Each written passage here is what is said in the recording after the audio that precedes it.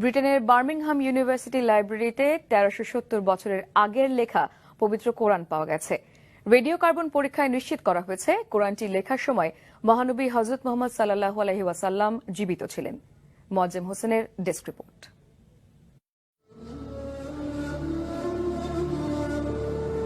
Muslims believe the Quran to be the word of God as dictated to the Prophet Muhammad. হিজাজি অক্ষরে হাতে লেখা এই কোরআনটি Birmingham ইউনিভার্সিটির লাইব্রেরিতে পাওয়া গেছে। এটি লাইব্রেরির পুরনো গ্রন্থের সেকশনে, যেখানে মধ্যপ্রাচ্য বিষয়ক বিভিন্ন পুরনো গ্রন্থ ও দলিল রক্ষিত ছিল, সেখানে পাওয়া গেছে, যেটি তারা বলেন গত ১০০ বছরে তাদের কারো নজরে পড়েনি।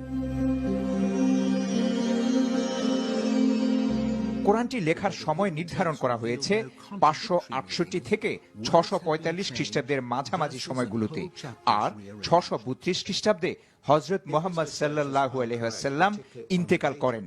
এর অর্থ শেষ নবীর ৬ ওহী লেখকের কারো হাতে এই গ্রন্থটি লেখা হতে পারে।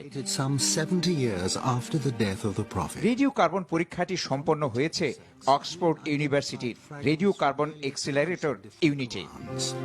Comparisons between them and the standard Cairo text in use today are startling. এই কোরআন খলিফা উসমান রাদিয়াল্লাহু আনহু এর সময়ে ব্রিটেনে পৌঁছতে পারে বলে ধারণা করছেন বিশেষজ্ঞরা।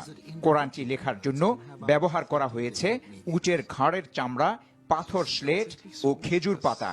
যাচাই করে তারা বলছেন পুরনো এই কোরআনটির সাথে বর্তমানে ব্যবহৃত কোরআনের কোনো পার্থক্য নেই।